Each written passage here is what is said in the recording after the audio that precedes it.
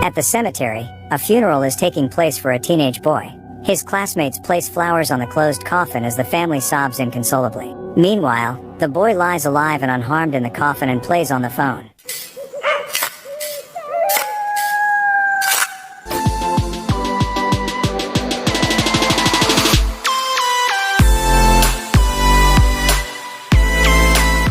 Darren lives a normal life. He is popular among his classmates, is an excellent student, pleases his parents and has many friends. But one person doesn't fit into Darren's regular life, and that's his best friend Steve. He invites Darren to skip history class. The guy reluctantly agrees. Steve then goads Darren into breaking the school lantern. For this, Darren receives a scolding from the teacher and parents. At home, Darren's mother desperately scolds her son and forbids him to be friends with Steve. The father also believes that Steve is leading Darren astray. According to parents, the right path is a great college, a stable job, and your own family. A terrifying cycle of college, work and family goes through Darren's head. The guy understands that he does not want to live like this, but he does not contradict his parents. The next day, Darren informs Steve that their friendship should now be a secret so as not to anger his parents. Steve is indignant at this news and reproaches Darren for being spineless. Their argument is interrupted by an old-fashioned car with the word destiny on its plates. An unknown man throws a leaflet out of the window and leaves. The leaflet falls at Darren's feet. The guys see that this is an invitation to a freak circus performance. Friends would like to go, but Darren is banned from going out for 2 months. However, in the evening,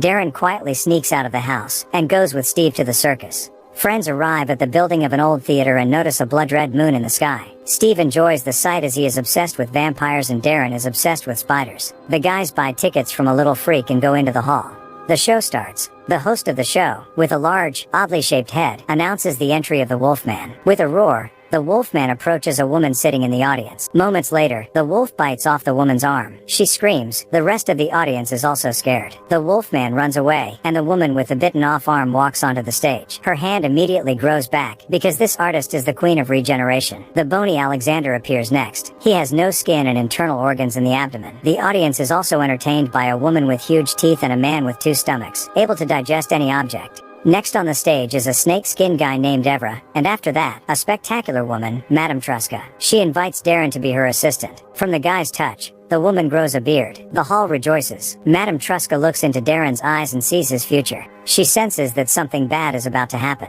Next up is a magician named Larton Crepsley and a spider, Madame Octa. The man literally flies onto the stage. Darren, hypnotized, can't take his eyes off the spider. Madame Octa's bite promises certain death, but Crepsley manages to control her with the help of playing the flute. Suddenly, Steve informs Darren that Crepsley is a real vampire, because his portrait is in one of the books about vampires. Meanwhile, the magician releases Madame Octa into the hall, and she falls right on Darren's leg. Crepsley approaches the boy, takes the spider and says that vampires don't exist.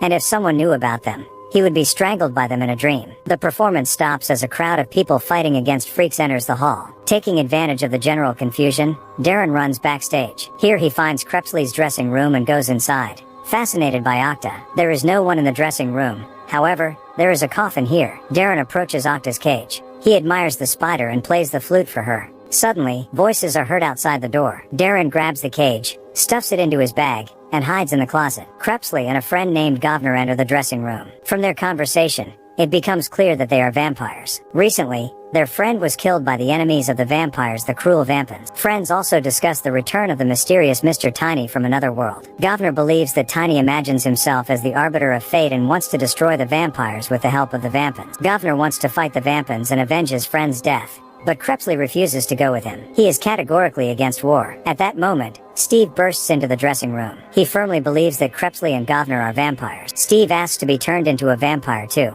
Crepsley says that upon becoming a vampire he will have to leave family and friends, so this is a bad idea. But Steve complains about his dysfunctional family and insists on being converted. Then Crepsley tastes his blood and immediately spits. Steve has bad blood, he can't be a vampire. The guy gets angry and threatens the vampires with violence, but the men quickly kick him out of the dressing room. Governor flies away and Crepsley starts looking for Octa. Darren, who has been sitting in the closet all this time, opens the secret door and runs away. He is immediately picked up by a black car. All this happens in front of Crepsley. The same Mr. Tiny and one of the vampins are sitting in the car. Tiny invites Darren to join them, but the guy gets out near his house and runs away from the car. The next day, Darren comes to school, opens his locker and admires Octa. Steve approaches him and discovers the spider. Steve realizes that Darren was in Crepsley's dressing room and heard their entire conversation. At this time, the bell rings for recess. In surprise, Steve drops the cage with Octa. The door opens and the spider walks free. The corridor fills with students, and a deadly spider runs across the floor, pushing everyone aside. Steve chases Octa with a broom and wants to kill her. Darren runs after Steve and tries to save Octa. The spider senses danger from Steve and bites him on the cheek. The guy loses consciousness, and Octa runs away. Darren decides to help a dying friend and comes to Crepsley for an antidote, but the man calls Darren a juvenile thief and refuses to help him for free.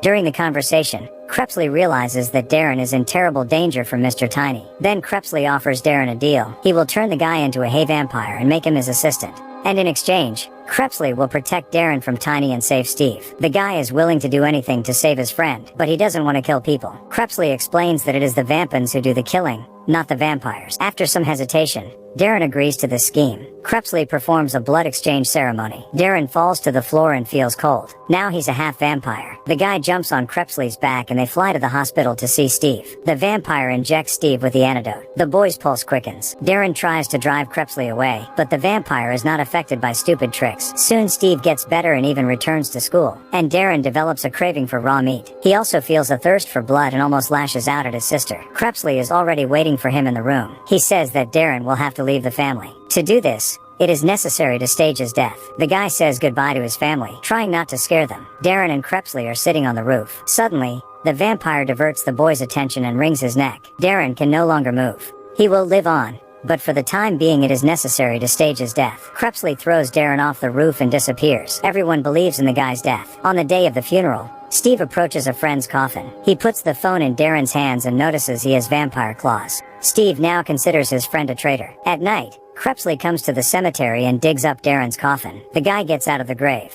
Immediately, a vampin named Murloc jumps down from the graveyard tree. Crepsley smells his putrid smell and orders Darren to climb back into the grave. Murloc lashes out at Crepsley. A furious fight begins. Opponents destroy all the tombstones in their path, and then fall into Darren's grave. Crepsley tries to protect the boy and cover him with himself. Murloc nearly wins, but Crepsley hits him over the head with a shovel and throws Darren out of the grave. Miraculously, Crepsley and Darren manage to fly away from the cemetery, but Murloc pursues them. Crepsley flies to the track and arranges everything so that Murloc is hit by a car. Afterwards, he transports Darren to the Freak Circus parking lot. Crepsley visits a circus director named Toll and asks him to let Darren stay because Tiny is after him. Meanwhile, Darren meets a girl named Rebecca, and they both overhear the conversation. Toll allows Darren to stay on the condition that he works for the good of the camp. Darren will share a tent with a guy named Evra, who is snakeskin. In the tent, Darren promises not to drink Evra's blood, who in turn allows Darren to play on his drums. Meanwhile, Steve continues to go to school. He cannot forget Darren and decides to commit suicide. But at the last moment, Tiny stops him. He says that Darren is still alive, but he became a vampire and betrayed Steve. Tiny claims that his own possibilities are limitless, but he lacks an assistant. Steve is just right for the role. In the evening, Mr. Tiny's car drives up to the Freak camp. In a conversation with Toll and Crepsley, he announces the imminent start of a war between vampires and vampins. According to the prediction, 2 young men will lead the war. Therefore, Tiny demands that Darren be given to him. Toll asks for time to think. The next day, Darren and Rebecca talk sweetly and become closer and closer. Rebecca confesses that she is a monkey girl. She even has a tail, but Darren is not embarrassed. In the evening, Crepsley teaches Darren how to fight as a vampire because he understands the danger that threatens him. But the guy does not have enough strength because he purposefully does not drink blood. Crepsley plans to fix it. Meanwhile, the vampins accept Steve into their ranks. The rite of passage is very cruel, but Steve passes it. The first victim of the vampin Steve becomes his high school history teacher. Crepsley explains to Darren that there is no need to kill people. You can simply put the victim to sleep with your breath, drink some of their blood and leave.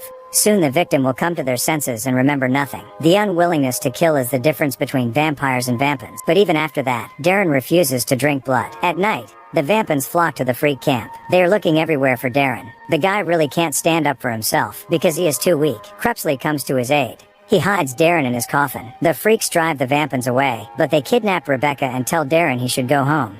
In the evening, Darren finds himself in his former home. But there is not a soul here, because Tiny and Steve kidnapped Darren's family. The guy understands that his relatives are kept in the old theater, where the circus performed. Murloc meets Darren at the theater. He tied up the guy's family and Rebecca and hung them over the stage. Steve arrives soon after. He talks about the people he has already killed and about the pleasure of this process. Steve offers Darren to kill Rebecca and drink her blood. Then his family will be free. After that, Darren will have to join the vampins. But the guy resolutely refuses the offer. He cannot stand up for himself, because he is not yet drunk blood. But Crepsley had already arrived at the theater. He enters into a fierce fight with Murloc. Mr. Tiny watches with interest, but does not intervene. With the help of her tail, Rebecca frees herself from the rope and hurries to Darren. She offers the guy to drink some of her blood, but Darren is afraid that he will cease to be human after this. Rebecca still convinces the guy to take this step. He drinks blood. The fight between Crepsley and Murloc becomes more and more violent. Steve soon gets into the fray as well and stabs Crepsley with a silver knife. But then empowered Darren, who has drunk blood, appears. He attacks Steve.